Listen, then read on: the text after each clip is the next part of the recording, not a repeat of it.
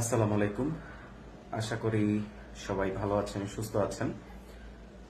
সর্বপ্রথম আমি অসংখ্য ধন্যবাদ জানাতে চাই আমার অডিয়েন্সদেরকে, যাদের থেকে আমি প্রতিনিয়ত বিভিন্ন বিষয় নিয়ে ফিডব্যাক পাই ভিডিও বানানোর জন্য বা ভিডিওতে শেয়ার করার জন্য, যেটা হচ্ছে আমাকে মোটিভেট করে দিন দিন নতুন ভিডিওগুলো তৈরি করতে।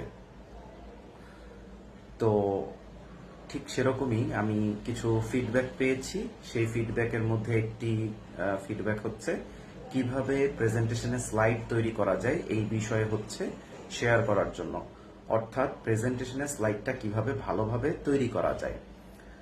তো আজকে আমি কিছু টিপস বা কিছু অভিজ্ঞতা শেয়ার করব, যেটা হচ্ছে আপনাদের প্রেজেন্টেশনের স্লাইডটা ভালোভাবে তৈরি করতে সহায়ক ভূমিকা পালন করবে। প্রথমত যেই জিনিসটা এখানে আসবে সেটি হচ্ছে যে আমাদেরকে রং বা কালার নির্বাচনে যথেষ্ট সতর্কতা অবলম্বন করতে হবে। সতর্কতাটা কিরকম? যেমন আমরা যেই এখন বিভিন্ন ধরনের ডিজাইন পাওয়া যায় স্লাইডের, তো সেই ডিজাইন যেগুলো পাওয়া যায় সেই ডিজাইনের মধ্য থেকে ভালো ডিজাইন বাছাই করতে হবে। সেটা এডুকেশনাল হতে পারে, মানে যেই ডিজাইনটা হচ্ছে আমার সাবজেক্ট রিলেটেড টপিকের সাথে প্রাসঙ্গিক, সেই রকম ডিজাইন আমরা চুজ করব বা চয়েস করব। তো সেই ডিজাইনটা চয়েস করার পরে বা সিলেক্ট করার পরে হচ্ছে যে সাধারণত কালারের যে ব্যাপারটা, যেমন লাল এবং কমলা কালারের একটা কম্বিনেশন, এটা কিন্তু খুবই বিশ্রী একটা ভাবে প্রেজেন্টেশনের যে স্লাইডটা থাকে সেই স্লাইডটাকে উপস্থাপন করে। সুতরাং রং বা কালার নির্বাচনে আমাদের প্রথমত সতর্ক হতে হবে, যেন একটা স্ট্যান্ডার্ড কালার আমরা বাছাই করতে পারি। এরপরে যেটা হচ্ছে সেটা হচ্ছে প্রেজেন্টেশনের যে স্লাইডটা আছে সেটাকে আকর্ষণীয় করে তুলতে হবে। এখন আকর্ষণীয় করতে গেলে আমার কি করা উচিত? প্রথমত একটা ব্যাপার আমরা জানি যে মানুষ সবসময় ভিজুয়ালাইজড যে জিনিসটা আছে সেটা দেখতে পছন্দ করে। পড়ার চেয়ে মানুষ ভিজুয়ালাইজড কোনো কিছু দেখতে পছন্দ করে। সুতরাং স্লাইডের মধ্যে ছবি অ্যাড করা যেতে পারে। আমার যেই টপিক আছে সেই টপিকের সাথে প্রাসঙ্গিক যেই ছবি, সেই ছবিগুলো লাগানো যেতে পারে, যেটা হচ্ছে আমার স্লাইডটাকে আরো সুন্দর করবে। এরপরে যেই ভুলটা আমরা কমন করি সেটা হচ্ছে স্লাইডের মধ্যে সাধারণত অনেকগুলো কপি করে পেস্ট করে বিভিন্ন পেজ এবং বিভিন্ন ইন্টারনেট গুগল করে হচ্ছে যতগুলো পেজ আছে পেজ থেকে কপি পেস্ট করে একেবারে মানে সব লেখা একেবারে কপি পেস্ট করে দেয়, যার ফলে এত এত লেখা একটা স্লাইডের মধ্যে অ্যাড হয় যে ওইটা দেখতে দৃষ্টিকটু লাগে, খুবই বিশ্রী হয় ব্যাপারটা। ইভেন আপনি যখন প্রেজেন্টেশনটা ডেলিভারি দেন তখন আপনি কিন্তু ওগুলো সব দেখে দেখে রিড আউট করতে যান, যার ফলে আপনার প্রেজেন্টেশনটা খারাপ হয়ে যায়। সুতরাং স্লাইডের মধ্যে আমি যা অ্যাড করব সেটা খুবই লিমিটেড, খুবই প্রাসঙ্গিক কি পয়েন্টগুলো, যেগুলো আমি আমার দরকার কি পয়েন্ট আকার আমি অ্যাড করব।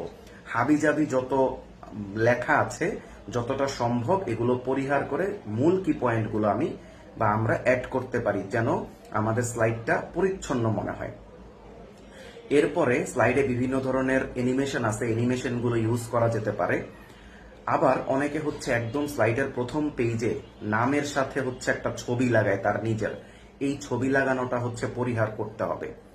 আপনি তো আপনার নাম দিচ্ছেন, আপনার ডেজিগনেশন দিয়ে দিচ্ছেন, সুতরাং একাডেমিক প্রেজেন্টেশনে it is more than enough, এটুকু যথেষ্ট হয়ে যাচ্ছে যে আপনি আপনার নাম এবং ডেজিগনেশন দিয়েছেন। ওখানে কিন্তু আপনার যে একটা ছবি সেই ছবিটা লাগানোর প্রয়োজন নাই। অনেকে হচ্ছে ফর্মাল ছবি লাগায় যেই ছবিগুলো সিভিতে দেয়, বা অনেকে হচ্ছে আপনার ইনফর্মাল যেই ছবিগুলো আছে লাইক আপনার ফেসবুক প্রোফাইল বা যেই মানে আপনি যেই পোজ দিয়ে যেই ছবিগুলো তুলেন সেগুলো হচ্ছে প্রেজেন্টেশনের স্লাইডের মধ্যে প্রথম স্লাইডের মধ্যে অ্যাড করে, যেটা কখনোই করা উচিত নয় বা কখনোই কাম্য নয়। এতে হচ্ছে স্লাইডটা দৃষ্টিকটু হয়ে যায়। এরপরে হচ্ছে একেবারে শেষের দিকে আপনি একদম শেষে যখন আপনার সামগ্রিকভাবে স্লাইডটা রেডি করা হয়ে গেল, আপনার কালার কম্বিনেশন ঠিকঠাক হলো, কি পয়েন্টে আপনি সবকিছু লিখলেন, এরপরে আপনি যে থ্যাংক ইউর যে ব্যাপারটা অথবা অডিয়েন্সের কাছে আপনার কোনো প্রশ্ন আছে কিনা এই বিষয়গুলো কিন্তু আপনি একটা স্লাইডের মধ্যে অ্যাড করতে পারেন।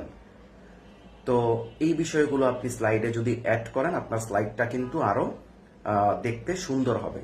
তাহলে কি কি আমাদের করা উচিত? স্লাইডের কালার কম্বিনেশনটা আমাদের ঠিক রাখতে হবে।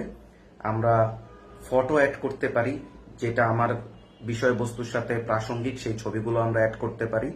আমরা কি পয়েন্টে স্লাইডে লিখবো, আমরা সবকিছু কপি পেস্ট করে গণহারে বসাবো না। যেটা আমাদের কি পয়েন্ট, সেই কি পয়েন্টগুলো আমরা নোট আকারে, পয়েন্ট আকারে আমরা স্লাইডে সাবমিট করব। আমরা স্লাইডে অ্যানিমেশন অ্যাড করতে পারি।